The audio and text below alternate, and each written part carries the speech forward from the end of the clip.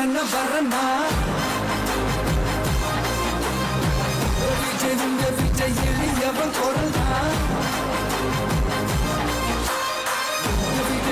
விஜய் தனியாளிய கடல்னா விஜய் எளியவன் குரல்னா விஜய் தனியாளிய கடல்னா மக்கள் தானே மன்னர்களை உனக்கு காட்ட வரனா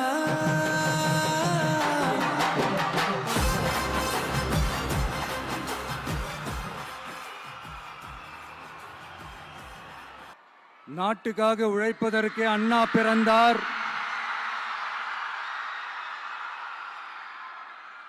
பொது நலத்தில் தானே நாள் முழுக்க கண்ணா இருந்தார் அப்படின்ட்டு எம்ஜிஆர் அவர்கள் ஒரு பாட்டு ஒன்று பாடியிருக்கிறாங்க, கேட்டிருப்பீங்க. அப்படிப்பட்ட நம்ம காஞ்சி தலைவர் அறிஞர் அண்ணா அவர்கள் பிறந்த மாவட்டம் தான் இந்த காஞ்சிபுரம் மாவட்டம்.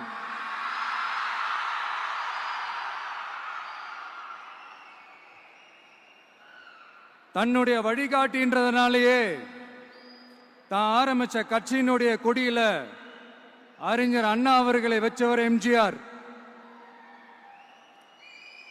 ஆனா அறிஞர் அண்ணா அவர்கள் ஆரம்பிச்ச அந்த கட்சியை அதுக்கப்புறம் கைப்பற்றினவங்க என்னெல்லாம் பண்றாங்கன்னு நான் சொல்லிதான் உங்களுக்கு தெரியணுமா என்ன? மக்களே, உங்களுக்கு தான் அது நல்லா தெரியுமே.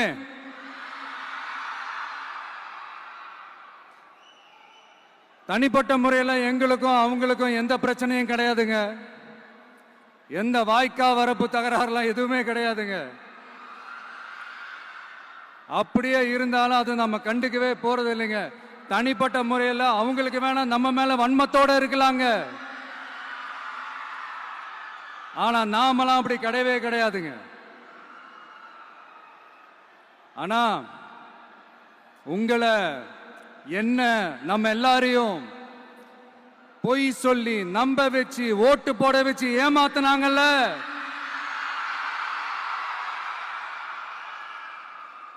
அப்படி ஏமாத்தி ஆட்சிக்கு வந்து நல்லது செய்யற மாதிரி நடிக்கிறாங்கல்ல, நாடகம் ஆடுறாங்கல்ல, அவங்கள எப்படி நம்ம கேள்வி கேட்காம இருக்க முடியும்? அதனால அவங்கள நம்ம கேள்வி கேட்காம விட போறதே இல்லை.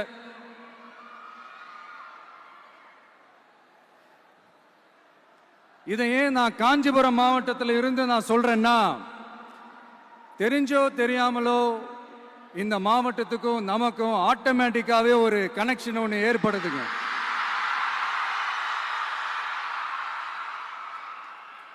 ஏன்னா நம்மளுடைய முதல் கள பயணத்தை தொடங்கினதே பரந்தூர்ல இருந்து தான்.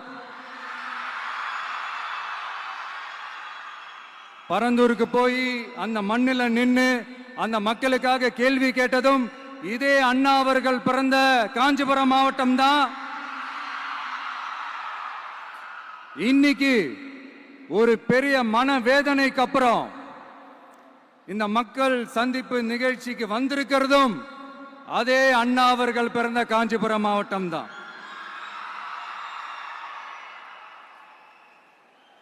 அதனால நமக்கு எல்லாமும் கொடுத்த நம்ம மக்களுக்காக எல்லா நல்லதையும் செய்யணும், அதுவும் சட்டப்பூர்வமாக செய்யணும், அங்கீகாரத்தோட செய்யணும், அதிகாரப்பூர்வமாக செய்யணும், ஒட்டுமொத்த தமிழ்நாட்டு மக்களுக்கும் செய்யணும், ஒரே மாதிரி செய்யணும், ஒரே எண்ணத்தோட செய்யணும்.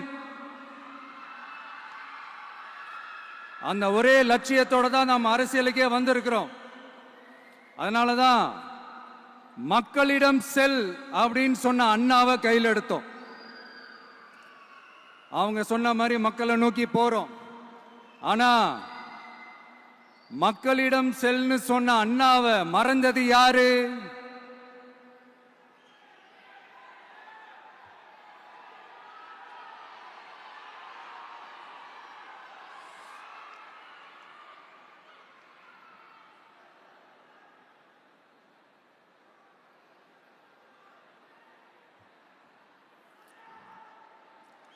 கொள்கையா? அதனப்பா கிலோ என்ன விலை என்னன்னு கேட்கிற அளவுக்கு அப்படி ஒரு கட்சியை ஒன்று நடத்திக்கிட்டு அந்த கட்சியினுடைய தலைவர் தமிழ்நாட்டு முதல்வர் சொல்றாரு, நமக்கு கொள்கை இல்லையா? எப்படி? நமக்கு கொள்கை இல்லையா? பிறப்புக்கும் எல்லா உயிருக்கும்னு ஒரு அடிப்படை கோட்பாட்டை நம்ம கட்சியினுடைய ஒரு முக்கிய கோட்பாட்டை அறிவிச்ச நமக்கு கொள்கை இல்லையா? எல்லாருக்கும் எல்லாமும் கிடைக்கணும், சமூக நீதி கிடைக்கணும், அந்த சமூக நீதி உண்மையான சமூக நீதியா இருக்கணும், சாதி வாரி கணக்கெடுப்பு நடத்தணும்னு ரொம்ப ஸ்ட்ராங்கா சொன்ன நமக்கு கொள்கை இல்லையா? CAA அறிவிச்சதுக்கு அப்புறம் அப்ப நம்ம கட்சி ஆரம்பிக்கிறதுக்கு முன்னாடியே எதிர்த்த நமக்கு கொள்கை இல்லையா? வகுப்பு சட்டத்தை எதிர்த்து உச்ச நீதிமன்றத்துக்கு முதல்ல போன நமக்கு கொள்கை இல்லையா? நீட்ட வந்தா ஒழிச்சிருவேன், நீட்ட வந்தா அழிச்சிருவேன், ஆட்சிக்கு வந்தவனே ரத்து செய்யறது நீட்ட தான், அப்படி இப்படின்னு கதையெல்லாம் விடாம கல்விய மாநில பட்டியல சேர்க்கணும்னு சொன்னதோட மட்டும் இல்லாம அதுக்கு ஒரு இடைக்கால தீர்வை சொன்ன நமக்கு கொள்கை இல்லையா? சமத்துவம் சம வாய்ப்புன்னு ரொம்ப ஸ்ட்ராங்கா சொன்ன நமக்கு கொள்கை இல்லையா? இப்படி கொள்கையை வெறும் பேச்சில மட்டுமே பேசிக்கிட்டு எல்லா கொள்கையும் அண்டர் கிரவுண்ட்ல அடக்கி வச்சுக்கிட்டு என்னமோ இவங்களுக்கு மட்டும்தான் எல்லா கொள்கையும் குத்தகைக்கு எடுத்த மாதிரி, இவங்க கொள்கையே கொள்ளை தானே. எப்படி? இவங்க கொள்கையே கொள்ளை தானே. இதெல்லாம் மக்களுக்கு யாருக்கும் தெரியாதுன்னு நினைச்சிட்டு இருக்கீங்களா?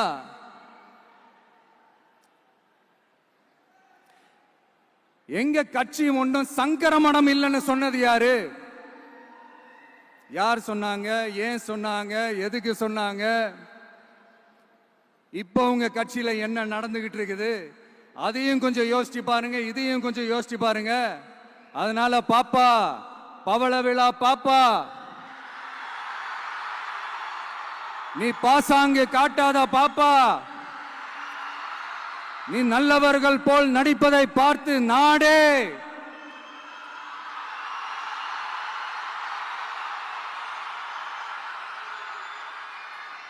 பாப்பான்னு சொன்னோம். அப்ப கூட பாத்தீங்கன்னா பாப்பான்றது ரொம்ப ஆசையா பாசமா சாஃப்டா தான் சொன்னோம். அதையே நீங்க அதிர்ச்சியா எடுத்துக்கிட்டீங்கன்னா அதுக்கு நாங்க என்ன பண்றது? அதே நீங்க விமர்சனம்னு சொன்னீங்கன்னா நாங்க என்ன பண்றது? இன்னும் நாங்க விமர்சனம் செய்ய ஸ்டார்ட் பண்ணவே இல்லையே, இன்னும் நாங்க அடிக்க ஸ்டார்ட் பண்ணவே இல்லையே, அதுக்குள்ள அலர்னா எப்படி?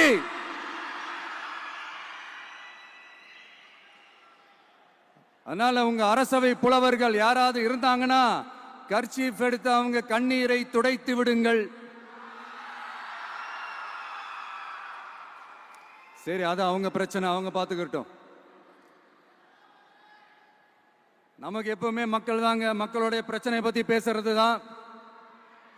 இன்னைக்கு நம்ம காஞ்சிபுரம் மாவட்டத்துக்கு வந்திருக்கிறோம். இங்க மக்கள் ஃபேஸ் பண்ற அந்த பிரச்சனையை பத்தி நம்ம பேசி ஆகணும்.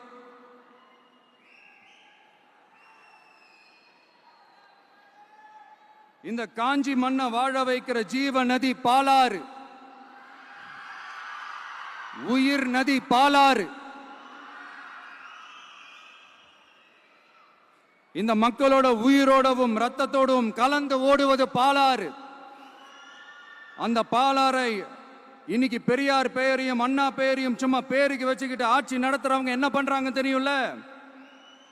சுரண்டிட்டாங்க, கொள்ளையடிச்சிட்டாங்க, நாசம் பண்ணிட்டாங்க, மோசம் பண்ணிட்டாங்கன்னு இன்னும் என்ன வேணாலும் சொல்லலாம். ஆக மொத்தம் அழிச்சிட்டாங்க. இதை நான் ஏதோ போற போக்கில் ஏதோ அடிச்சு விடலங்க, ஆதாரத்தோட தான் சொல்றேன். அனுமதிக்கப்பட்ட அந்த லெவலை தாண்டி 22,70,000 யூனிட் மணலை கொள்ளையடிச்சிருக்கிறாங்க. ஆக மொத்தம் இதுல அவங்க அடிச்ச கொள்ளை எவ்வளவு தெரியுமா? ரொம்பலாம் இல்ல, கம்மி தான். 4,730 கோடி. கம்மி தான் இல்ல?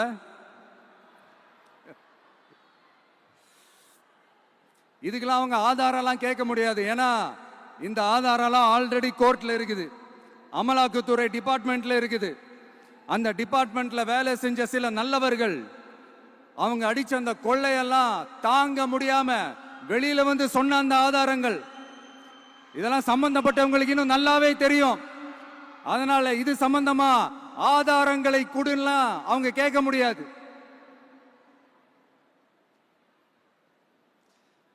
மணலை கொள்ளையடிச்சா நீர்நிலைகள் அழியும், ஏரி குளம் கண்மா எல்லாம் அழியும்.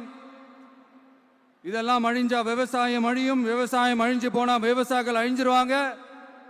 ஆக மொத்தம் நாம எல்லாரும் மொத்தமா அழிஞ்சு போக வேண்டியதுதான். இப்படி மேல இருந்து கீழே வரைக்கும் ஒரு கட்சியை சிண்டிகேட் போட்டு கொள்ளையடிக்கிறத கேள்விப்பட்டிருக்கிறீங்களா மக்களே? இதே காஞ்சிபுரத்தோட உலக பெருமை நம்ம பட்டும் கைத்தறி துணியும் அதை தயாரிச்சு கொடுக்கிற கைத்தறி நெசவாளர்களும் தான். காஞ்சிபுரம் பட்டுன்னு சொன்னா உலகத்துக்கே தெரியும். ஆனா அதை தயாரிச்சு கொடுக்கிற நெசவாளர்கள் நிலை என்ன தெரியுமா? வறுமை, துன்பம், கந்துவட்டி கொடுமை. பட்டு கைத்தறிக்கு கூட்டுறவு சங்கங்கள் இருக்கு, பருத்தி கைத்தறிக்கும் கூட்டுறவு சங்கங்கள் இருக்கு. சுமார் 40,000 பேர் அதில் உறுப்பினர்களா இருக்கிறாங்க. அது போக சாய தொழில், தறிப்பட்டறை தொழில் இதை நம்பி 40,000 குடும்பங்கள் இருக்கு. ஆனா அவங்களோட ஒரு நாள் கூலி எவ்வளவு தெரியுமா? வெறும் 500 ரூபா தான். அதை கொஞ்சம் அதிகப்படுத்தி கொடுங்கன்னு போராடி போராடி பார்த்து ஒன்றும் நடக்கல. இதோட அவங்க கஷ்டம் முடிஞ்சுதா? வடகிழக்கு பருவமழை அந்த 500 ரூபா கூலிக்கும் வேட்டு வச்சிடுச்சு. எப்படி விவசாயிகள் டெல்டா மாவட்டங்களில் மழையால பாதிக்கப்பட்டாங்களோ அவங்கள கண்டுக்காம எப்படி இந்த அரசாங்கம் கைவிட்டுடுச்சோ அதே மாதிரிதான் நம்ம கைத்தறி நெசவாளர்களும் மழையால பாதிக்கப்பட்டிருக்கிறாங்க. அடுத்து இந்த காஞ்சிபுரம் மாவட்டத்தோட பஸ் ஸ்டாண்டு 60 வருஷத்துக்கு முன்னாடி கட்டினதான். அண்ணா அவர்கள் ஆட்சிக்கு வந்தப்போ கட்டியிருப்பாங்க போல. அது இன்னும் புதுப்பிக்க கூட முடியாம கேட்டா என்ன சொல்லுவாங்க? அந்த லேண்ட் வந்து கேஸ்ல இருக்குது. இல்ல நான் கேட்கிறேன், ஒரு கவர்மெண்ட்னால வேற ஒரு நல்ல இடத்தை தேர்வு செஞ்சு ஒரு பஸ் ஸ்டாண்ட் கட்டி தர முடியாதா?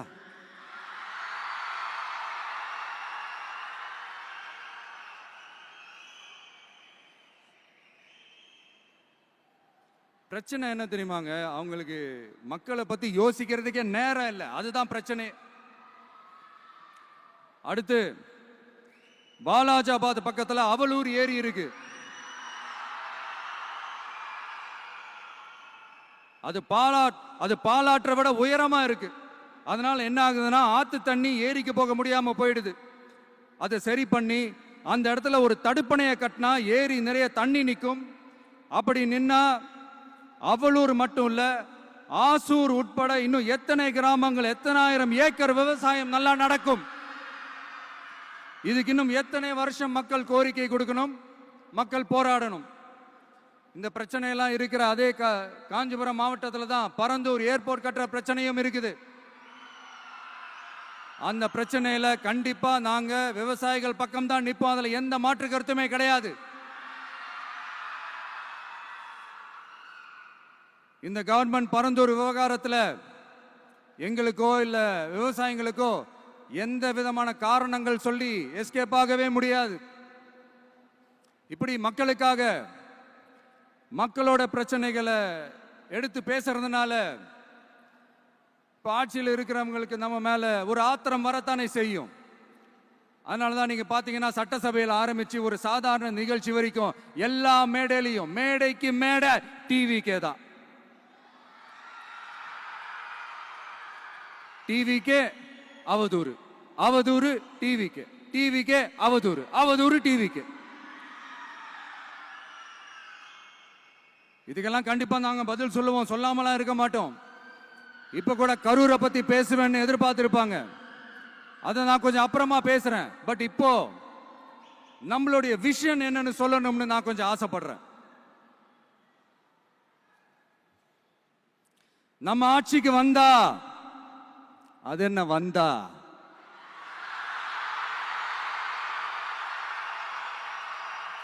வருவோம்.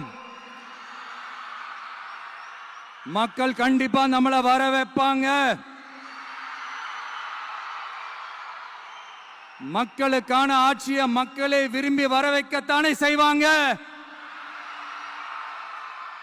அப்படி மக்களால் அமைக்கப்பட போற நம்ம ஆட்சியில நம்ம என்ன செய்ய போறோம்ன்றது அதுக்கான அந்த தேர்தல் அறிக்கையில அதுக்கான விளக்கத்தை டெஃபினட்டா கொடுப்போம். பட் அதுக்கு முன்னாடி ஒரு சின்னதா லைட்டா நான் கொஞ்சம் அதை சொல்லணும்னு ஆசைப்படுறேன். எல்லாருக்கும் நிரந்தரமான வீடு இருக்கணும்.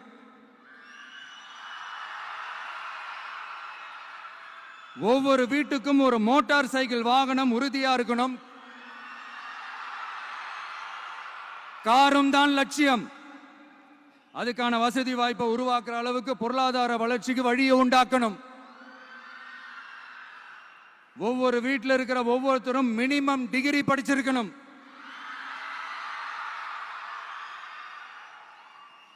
ஒவ்வொரு வீட்லயும் குறைந்தபட்சம் ஒருத்தருக்கு நிரந்தர வருமானம் கிடைக்கணும். அதுக்கான வேலை வாய்ப்பை உருவாக்கணும். அதுக்கு தகுந்த மாதிரி கல்வியில பாடத்திட்டத்தில் சீர்திருத்தம் செய்யணும். கவர்மெண்ட் ஹாஸ்பிட்டல்ஸுக்கு மக்கள் எல்லாரும் பயம் இல்லாம நம்பி போற மாதிரி மாத்தணும். பருவமழை காலத்துல ஏற்படுற வெள்ளத்தால ஊரும் சரி மக்களும் சரி விவசாயமும் சரி பாதிக்கப்படாம இருக்கணும். அதுக்கு 4000 கோடி திட்டம்னு ஒரு உருட்டுனாங்களே, அந்த மாதிரி எல்லாம் எதுவும் இல்லாம உண்மையான ஒரு பாதுகாப்பு திட்டத்தை உருவாக்கணும். மீனவர்களோட, தொழிலாளர்களோட, நெசவாளர்களோட, அரசு ஊழியர்கள் மற்றும் ஆசிரியர்களோட கருத்து கேட்டு அவங்களுக்கான பாதுகாப்பு மற்றும் வளர்ச்சி திட்டங்களை உருவாக்கணும். உருவாக்குறது மட்டும் இல்ல, அதை செயல்படுத்தணும். முக்கியமா இண்டஸ்ட்ரியல் டெவலப்மெண்ட்ஸ்ல கான்சென்ட்ரேட் பண்ணணும். எல்லாத்தையும் விட ரொம்ப ரொம்ப முக்கியம், சட்டம் ஒழுங்க ரொம்ப ஸ்ட்ரிக்டா வச்சிருக்கணும். நம்மளுடைய அம்மா, அக்கா, தங்கச்சிகள், அவங்களுடைய பிள்ளைகள், குழந்தைகள் எல்லாருக்கும் பாதுகாப்பை, அதுவும் உண்மையான ஸ்ட்ராங்கான பவர்ஃபுல்லான பாதுகாப்பை உண்டாக்கணும். அண்ணா யூனிவர்சிட்டியில நடந்த அந்த பெண்ணுக்கு நடந்த அந்த பிரச்சனை மாதிரியோ, இல்ல கோவையில் நடந்த அந்த கல்லூரி பெண்ணுக்கு நடந்த பிரச்சனை மாதிரியோ அதெல்லாம் நடக்க விடவே கூடாது. நம்ம வீட்டு பெண்கள் ஸ்ட்ராங்கா, பயமே இல்லாம தைரியமா இருக்கணும்.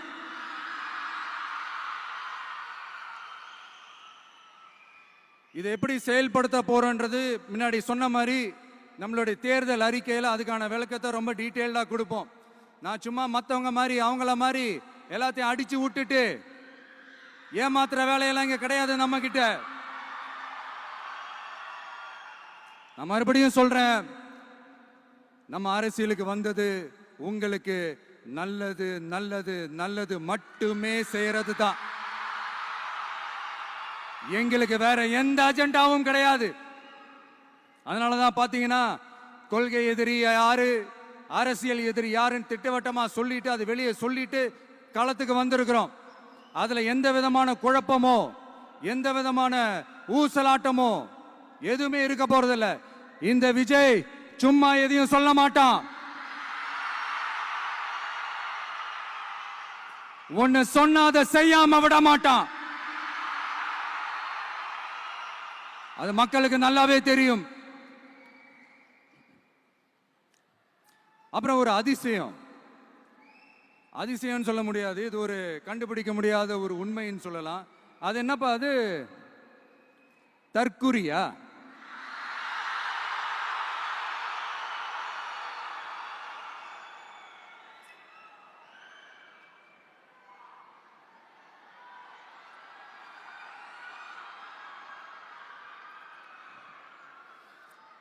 நம்ம டிவிகேக்கு சப்போர்ட் பண்ற கோடிக்கணக்கான லட்சக்கணக்கான மக்கள், நம்மளுடைய நண்பிகள், நம்மளுடைய ஜென்சி கிட்ஸ் எல்லாரையும் தற்குறிகள்னு சொல்லி வாங்கி கட்டிக்கிட்டு இப்போ அவங்களாம் தற்குறி எல்லாம் கிடையாது, அப்படிலாம் அவங்கள கூப்பிடாதீங்க. அவங்க சங்கிகள்லாம் கிடையாது, அப்படியெல்லாம் அவங்கள கூப்பிடாதீங்கன்னு சொல்லி ஒரு குரல். யாருடா அந்த குரல் அப்படின்னு பார்த்தா, இப்ப ரீசெண்டா அறிவு திருவிழான்னு ஒண்ணு நடத்தினாங்கல்ல, சாரி அவதூறு திருவிழா. அதுல அவங்க தலைமையே குழப்புற மாதிரி, அறிவு கண்ணை திறந்து வைக்கிற மாதிரி ஒருத்தர் பேசியிருக்கிறார். அவர் யாருன்னா அது அவங்களோட எம்எல்ஏவே. அந்த எம்எல்ஏ யாருன்னா நம்மளுடைய கொள்கை தலைவர்கள்ல ஒருத்தரான மக்கள் சேவகர் அஞ்சலை அம்மாளோட சொந்தக்காரர்.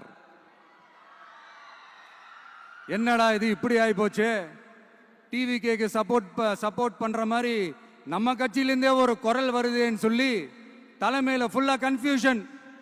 அந்த கன்ஃபியூஷன் இதோட நிக்காது. அந்த ஆதரவு குரல் ஒரு வீடு விடாம, ஒரு இடம் விடாம, எல்லா இடத்துலயும் எல்லா வீட்லயும் இன்னும் பலமா எதிரொலிக்குதான் இல்லையான்னு பாருங்க. சும்மா பிளாஸ்ட் தான்.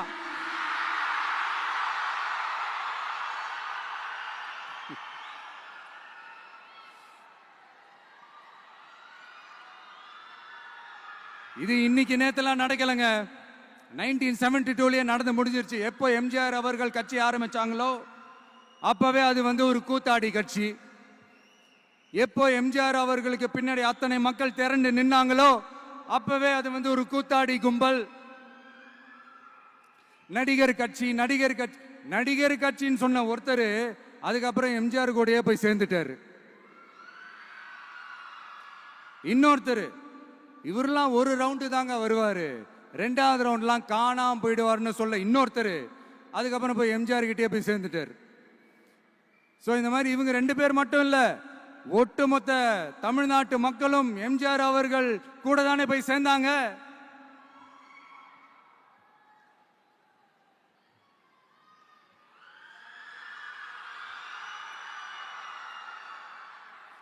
அதனால இது வரலாறு.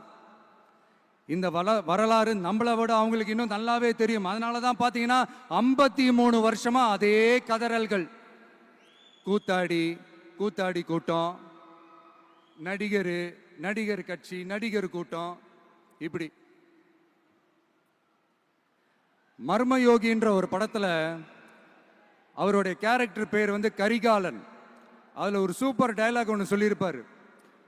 குறி வைத்தால் தவற மாட்டேன், தவறுமானால் குறியே வைக்க மாட்டேன்.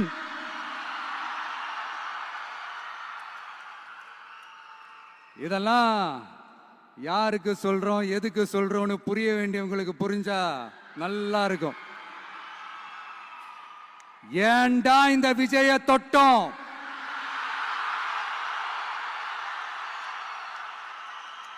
ஏண்டா விஜய் கூட இருக்கிற அந்த மக்களை தொட்டோம் நினைச்சு ஃபீல் பண்ண போறீங்க.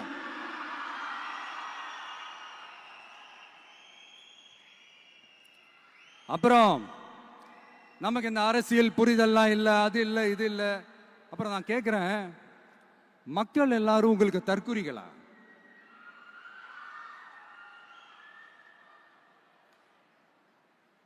அதே மக்களோட ஓட்டு வாங்க போற நாம தற்குறிகள்னா, அப்ப இவ்வளவு நாள் அதே மக்கள் கிட்ட இருந்தானே நீங்க ஓட்டு வாங்கிட்டு இருந்தீங்க. அப்ப நீங்க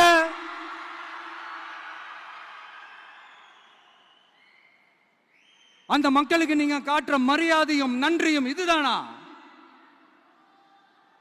ஒண்ணு மட்டும் சொல்றேன், எழுதி வச்சுக்கோங்க. இந்த தற்குறின்னு சொல்றீங்கல்ல, இந்த தற்குறிகள்லாம் ஒன்னா சேர்ந்துதான் வாழ்நாள் பூரா விடையை கண்டுபிடிக்காத முடியாத அளவுக்கு உங்க அரசியலே ஒரு கேள்விக்குறியாக்க போறாங்க.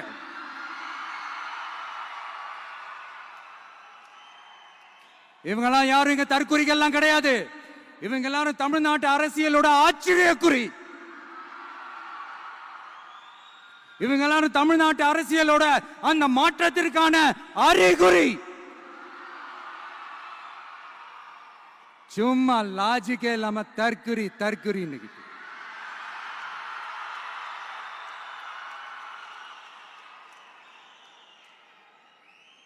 நண்பா, நன்றி.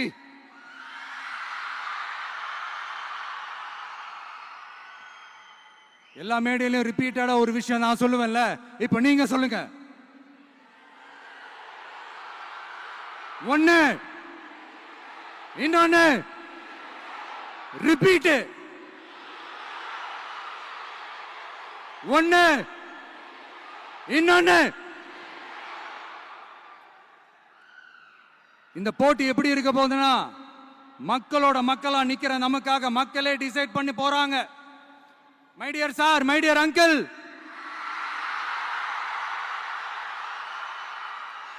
ஆல்ரெடி டிசைட் பண்ணியாச்சு.